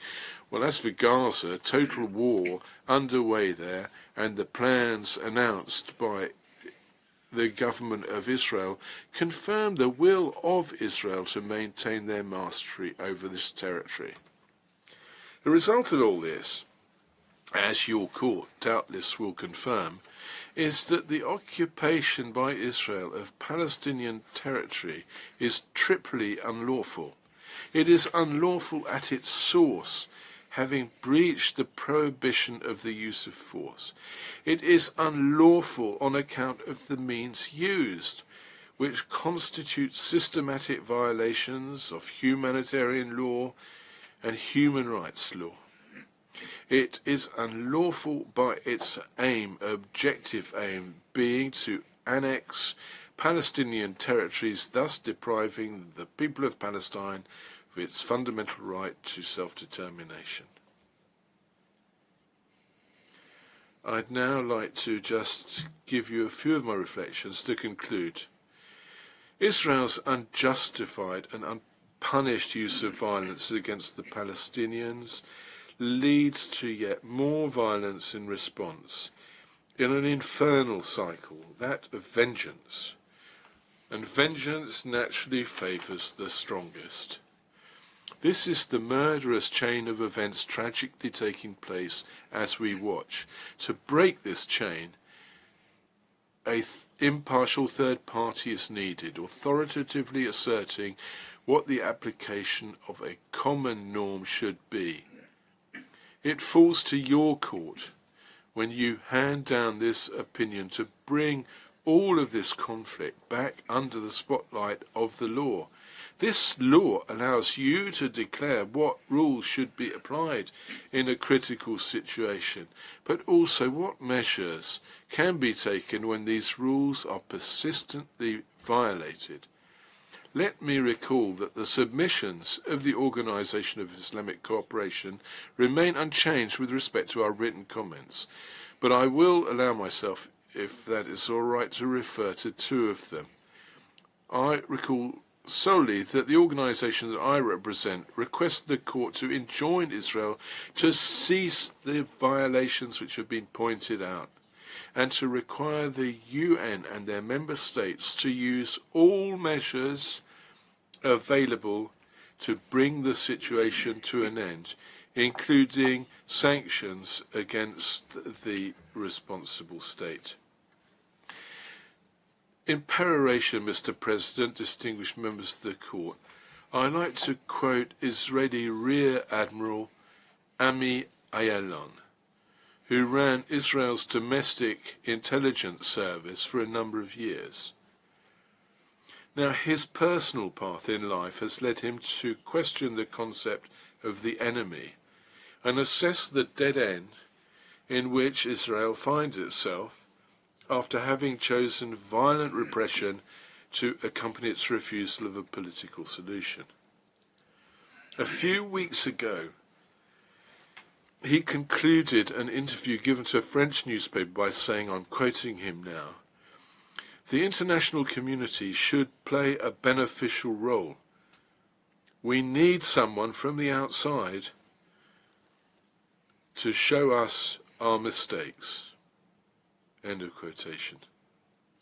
So, saving the Israelis from themselves, that will be the contribution of the international community, thanks to your advisory opinion. Thank you very much for your attention.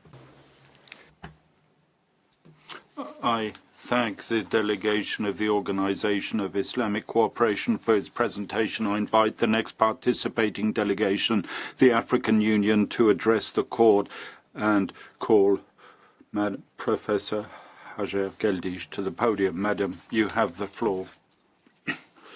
Mr. President, distinguished members of the court, it's an honor for me to represent the African Union, an organization numbering 55 member states. On this last day of pleadings within the framework of the present advisory proceedings, it's important to recall the historical context and the tragic circumstances that prompted the UN General Assembly to request once again and regrettably for the international community an advisory opinion from the court on the situation of the occupied Palestinian territories. Now, the history of Palestine is a history of dispossession, displacement, and of dehumanization.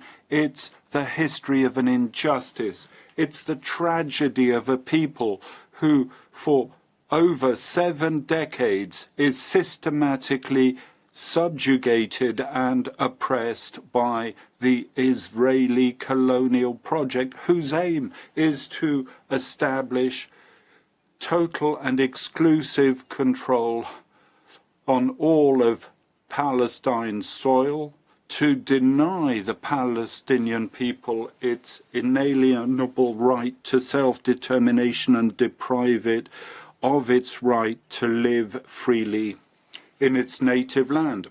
The ongoing Israeli aggression against Gaza demonstrates this tragedy. A population of over 2 million innocent and defenseless civilians is the victim of a campaign of wanton death and destruction, consequence of the collective punishment exerted by the occupying power for decades. That's why at the conference of heads of state and government of members of the African Union that was held on 17 and 18 February this year, the heads of state and government of member states of the AU expressed, and I quote, their total outrage at the humanitarian catastrophe caused by Israeli forces occurring in the Gaza Strip, and their full support for the Palestinian people in their legitimate struggle against Israeli occupation. The heads of state and government of member states of the AU also denounced, and I quote, the collective punishment measures against civilians, especially the attempts to forcibly transfer the Gaza population. Consequently, Israel's aggression against Gaza is nothing but a shameful attempt to create another Nakba, a further catastrophe destined to erasing the Palestinian presence in Palestine. Indeed, barely a few weeks ago, this court recognized the grave peril that the Palestinian people was facing in Gaza when it determined that South Africa, one of the member states of the African Union, had established the plausibility of its allegation according to which Israel is committing genocide. Nothing can justify the unspeakable suffering and horrors inflicted on the population of Gaza.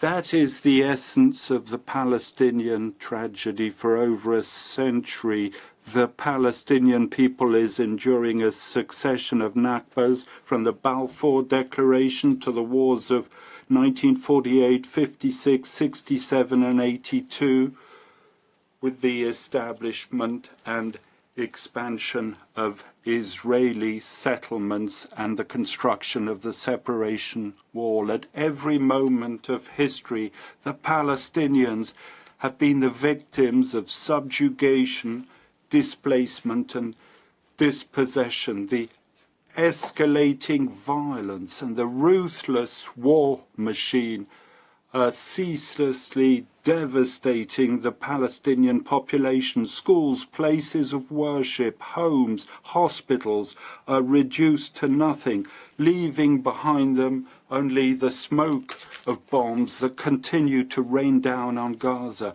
By miracle, children are born under the rubble, but they're living on borrowed time, given the famine affecting them, grieving families, surviving without water, without electricity, and see day after day their hopes, their dreams, and their destiny despairing forever under the ruins. The conscience of humankind will never forget it. Mr. President, members of the court, this advisory proceeding aims at preventing this new injustice resulting not just from the force of arms but also Israeli practices comprising the de jure and de facto annexation of Palestinian territories, the illegal establishment of settlements, the alteration of the demographic character of Jerusalem, and then the confiscation and destruction of Palestinian property, expropriation of Palestinian land, the construction of bypass roads, and maintenance of the separation wall. The fact that these Israeli practices in occupied Palestinian territories are continuing and accelerating is the result of the impunity that Israel enjoys and its breach of the right of people and the jus cogens norms that are enforceable erga omnes. This contempt is illustrated by the Israeli decision to ignore the advisory opinion of this court regarding the separation wall, or the countless resolutions passed by UN organs that have documented these violations of international law. This instant advisory proceeding is an opportunity to at last hold Israel accountable for its acts, but also to put an immediate end to its impunity and to uphold general international law, international humanitarian law, and human rights law. Furthermore, the African Union is a party to this proceeding because it feels it has a particular responsibility towards the Palestinian people. Its member states emerged from the colonial scourge, waged war against apartheid and racial discrimination, and defended the cause of self-determination. Our presence here today reflects the sentiment expressed by heads of state and government of African Union member states who stressed, and I quote, the centrality of the just cause of Palestine and the steadfastness of our supportive position and decisions based on our shared values against colonialism, oppression and apartheid, and the historically established African solidarity with the Palestinian people in their legitimate quest for freedom and an independent state. Mr. President, members of the court, on the occasion of the advisory opinion of the court on the Chagos archipelago, the African Union saw the authority and impact of the court's decisions. This opinion indeed contributed to almost ending one of the last living forms of colonialism in Africa. As with this case, the question before you doesn't hinge on a dispute opposing two equal parties, but an asymmetrical situation in which an oppressed people is confronted with an occupying power. Therefore, the court will be able to confirm, in the same way as in the Chagos case, the Palestinian people's right to self-determination self-determination and freedom and ensure the state of Palestine is in a position to exercise its full sovereignty and its independence on its territories of the West Bank, Gaza, and on its capital, East Jerusalem. Before humbly asking the court to give the floor to my colleague, Professor Mohammed Helal, I'd like to address the question of jurisdiction. Our observations will be brief. The vast majority of participants agreed that this instant proceeding, that nothing prevents the court from exercising its advisory function. It's a position that the African Union shares fully and totally. Indeed, the court has already confirmed its jurisdiction in a request for an advisory opinion on the same factual situation in the Wall opinion, and it has no reason to divert from that assessment. Furthermore, the jurisprudence of the court has affirmed on numerous occasions that the political nature of a dispute has no incidence on the duty of the court to answer the questions of a legal order put to it by the General Assembly. Moreover, the court has abundant evidentiary material and facts available to it, allowing it to render an advisory opinion. Lastly, the existence of a negotiating process cannot justify by the court the use of its discretion not to render said advisory opinion. And contrary to the statements by certain parties, the opinion of the court, far from complicating this process that's in fact at a stalemate, can but strengthen it by clarifying the obligations and legal consequences for all parties. In concluding, I should like to recall the words of Nelson Mandela a few years after the liberation of South Africa. He issued a warning which concerns us all, and I quote, "Even our own freedom, we can fall into the trap of washing our hands of difficulties that others face, yet we would be less than humans if we did so." And it is in this spirit that he spoke the words that continue to resonate in the streets of the whole world today. It's incomplete without the freedom of the Palestinians. Mr. President, I now ask you to kindly give the floor to my colleague, Professor Mohammed Helal. Thank you for your kind attention. Je remercie Madame Geldich. I now give to Mr. Mohammed Helal. You have the floor, sir.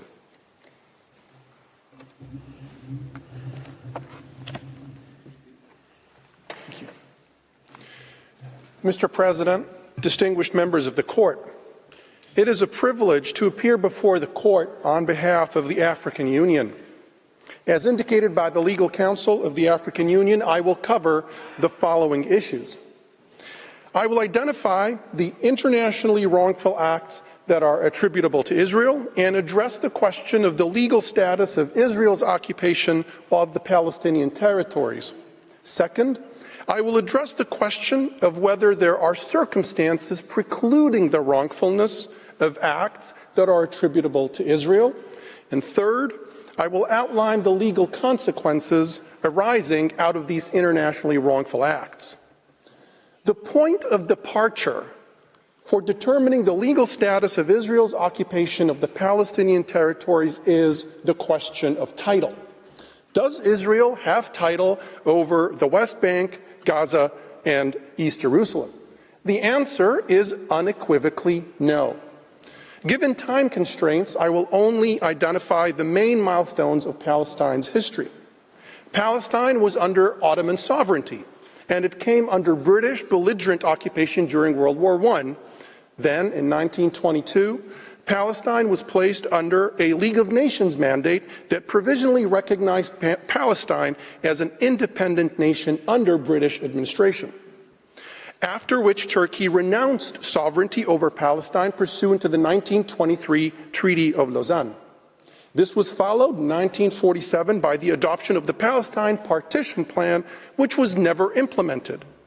And then in 1948, Britain withdrew from Palestine and Israel unilaterally declared independence, which was followed by armistice agreements in 1949 and the establishment of Egyptian control over Gaza and Jordanian control over East Jerusalem and the West Bank. And finally, in 1967, Israel launched an armed attack, as a result of which it occupied the West Bank, Gaza, and East Jerusalem. At no point in this process did Israel acquire title over these territories.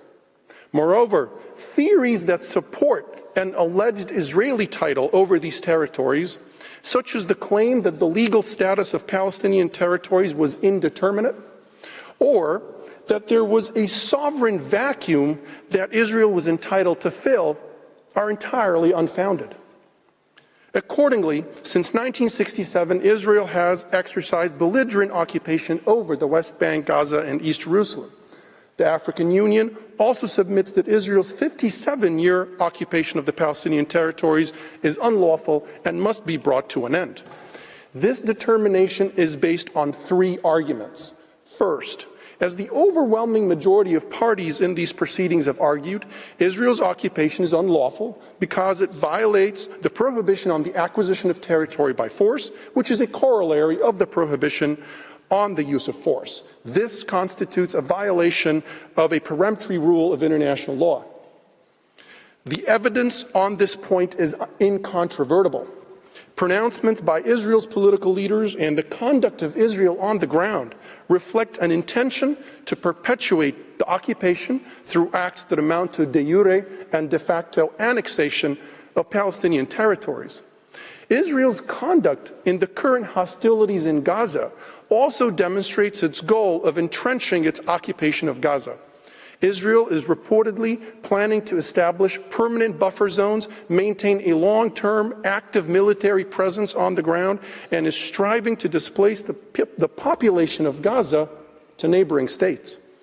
This conduct, which has been roundly denounced by the African Union, confirms Israel's intent to acquire and annex further Palestinian territory in Gaza.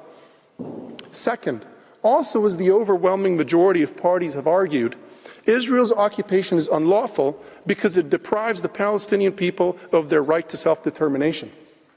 It is uncontested that the Palestinians are a people that are entitled to exercise self-determination. It is also established that self-determination is a right that is exercised in relation to a specific territory, and that it is unlawful to disrupt the unity and integrity of the territory in relation to which the right to self-determination is exercised. In the present case, the territories on which the Palestinians are entitled to exercise self-determination are the West Bank, Gaza, and East Jerusalem, which constitute a single, indivisible territorial unit. Violating the right to self-determination also constitutes a violation of a peremptory rule of international law. Third, the cumulative effect of Israeli policies and practices that are associated with the occupation provides an additional basis on which to conclude that the occupation is, as a whole, unlawful. This is a point that deserves to be highlighted because it has been argued that violations of the law of belligerent occupation do not affect the legal status of the occupation. Specifically, the United States claimed, and I quote, that international law does not provide for an occupation itself to be rendered unlawful or void based either on its duration or on any violations of occupation law. This view is incorrect. The violations of international law committed by Israel in the occupied territories constitute continuing and composite breaches of international law. Specifically, Articles 14 and 15 of the ILC Articles on State Responsibility provide a basis for establishing that separate and distinct violations of the law of belligerent occupation can, when combined and viewed cumulatively, lead to the conclusion that the occupation as a whole is unlawful. Article 14.2 of the Articles on State Responsibility defines a continuing wrongful act as one that continues in time and remains not in conformity with an international obligation. According to the ILC, examples of a continuing wrongful act include, and I quote, the maintenance by force of colonial domination and unlawful occupation of part of the territory of another state. This confirms the relevance and applicability of this concept to the case of Palestine. Other examples of Israeli practices amounting to continuing breaches include settlements in the West Bank and East Jerusalem, the separation wall, the network of bypass roads, legislative acts purporting to annex portions of the Palestinian territories, and the exploitation of water resources in the West Bank. In addition, internationally wrongful acts that are attributable to Israel should be viewed as composite breaches of international law. As defined by Article 15 of the Articles on State Responsibility, composite acts are made up of a series of actions or omissions defined in aggregate as wrongful. This does not exclude the possibility that every single act in the series could be wrongful in accordance with another obligation.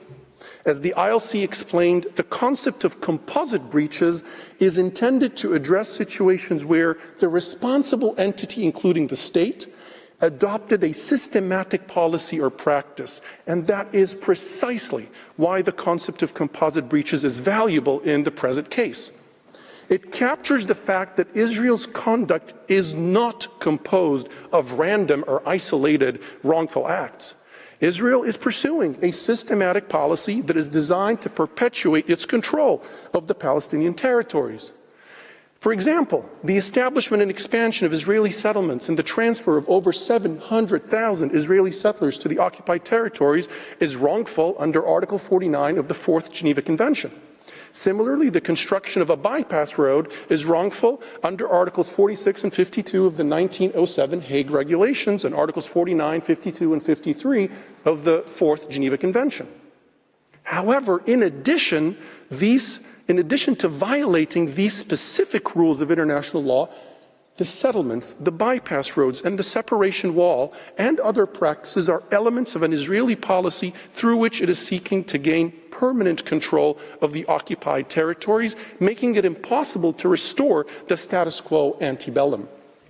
These Israeli practices, when viewed in their totality, make the occupation unlawful because they constitute composite wrongful acts that violate the prohibition on the use of force, the prohibition on the acquisition of territory by force, the prohibition on systematic racial discrimination, and the Palestinian people's inalienable right to self-determination. Mr. President, distinguished members of the Court, I will now address the question of whether there are circumstances that preclude the wrongfulness of Israel's conduct. Specifically, I will argue that Israel cannot validly invoke the right to self-determination, the right to self-defense to justify its occupation of the Palestinian territories. In this regard, the historical record is unequivocal. Israel's occupation of the Palestinian territories was a result of an act of aggression that commenced on June 5, 1967. Moreover, it should be recalled that international law does not recognize a purported right of anticipatory, preemptive, or preventive self-defense. The terms of Article 51 of the Charter are unambiguous. The right to self-defense is triggered, quote, if an armed attack occurs, end quote. Indeed, the Organization of African Unity declared on numerous occasions that Israel's use of force in 1967 amounted to an act of aggression. It should also be recalled that in the Wall opinion, the Court determined that Article 51 of the Charter has no relevance where the alleged threats invoked by Israel to justify its conduct originate from within, not from outside, the occupied territories. And even if one were to assume arguendo that Israel may invoke the right to self-defense as a circumstance precluding wrongfulness, which it cannot, it is patently clear that self-defense cannot justify Israel's practices. Self-defense is a narrowly construed exception to the prohibition on the use of force. Israel's practices that are designed to perpetuate its occupation can never satisfy the requirements of necessity and proportionality. Furthermore, as several states have already affirmed in their pleadings, the exercise of self-defense can never provide a valid basis for acquiring title to territory that is occupied as a result of the exercise of the right to self-defense. Moreover, given that many of the internationally wrongful acts attributable to Israel are violations of rules of jus cogens, it is our submission that self-defense cannot be invoked in this context. Article 26 of the ILC Articles on State Responsibility and Article 18 of the ILC Conclusions on Identification and Legal Consequences of Peremptory Norms of General International Law are clear. Quote, where the responsibility of a state for a breach of a peremptory norm is invoked, the state against which the breach is invoked cannot excuse itself from responsibility by raising any circumstance that might ordinarily preclude its wrongfulness. In short, the African Union submits that Israel cannot invoke self-defense as a circumstance precluding wrongfulness. Finally, Mr. President, distinguished members of the Court, I will turn to the question of the consequences arising from these internationally wrongful acts. The ILC Articles on State Responsibility affirm the customary principle that, quote, every internationally wrongful act entails the international responsibility of the responsible state. It is on this basis that in the Chagos opinion, after the court determined that the United Kingdom's continued administration of the Chagos archipelago constituted a wrongful act, it was held that the United Kingdom was under an obligation to bring an end to its administration of Chagos, quote, as rapidly as possible, thereby enabling Mauritius to complete the decolonization of its territory consistent with the right to self-determination. The same is required here. Israel must end its unlawful occupation of all the Palestinian territories as rapidly as possible in order to enable the Palestinian people to exercise their fundamental right of self-determination. This is the request that the majority of parties participating in these proceedings have made. The United Kingdom, however, is a notable outlier on this point. It argues that if the court were to address the status of the occupation and require Israel's withdrawal, that would undermine the Security Council's framework that is premised on reaching a two-state solution through a process of negotiations. The African Union does not agree. To condition the end of occupation on a negotiated settlement is to make the occupation permanent, given that the occupying power, Israel, refuses to negotiate on the basis of the two-state solution. And it has declared its will that it will never accept the establishment of a Palestinian state. Those states that purport to support the two-state solution ought to endorse calls for this court to unequivocally determine that Israel's occupation of the Palestinian territories is unlawful. This is especially necessary given the peremptory nature of the right to self-determination and the prohibition on the acquisition of territory by force. The modalities necessary to end the occupation as rapidly as possible could be decided under the supervision of the relevant organs of the United Nations. Israel's unlawful occupation of the Palestinian territories also gives rise to consequences for other states, including the customary legal obligations reflected in Article 41 of the Articles on State Responsibility, which are, 1, not to recognize any benefit accruing to Israel from the unlawful occupation, 2, not to lend aid or assistance to Israel that might further the occupation, and 3, to cooperate to end the unlawful occupation and to protect the right of self-determination of the Palestinian people. It is perplexing that the United States has challenged the customary status of Article 41. This long-established principle has been recognized by the court itself in the Wall Advisory Opinion and by the UN Security Council. It was even applied by the United States in 1932 in the context of the Japanese aggression against China in what was known as the Stimson Doctrine. Pursuant to this doctrine, the United States government declared that, quote, it cannot admit the legality of any situation de facto, nor does it intend to recognize any treaty or agreement that impairs the sovereignty, independence, or territorial integrity of China. The court should uphold this principle.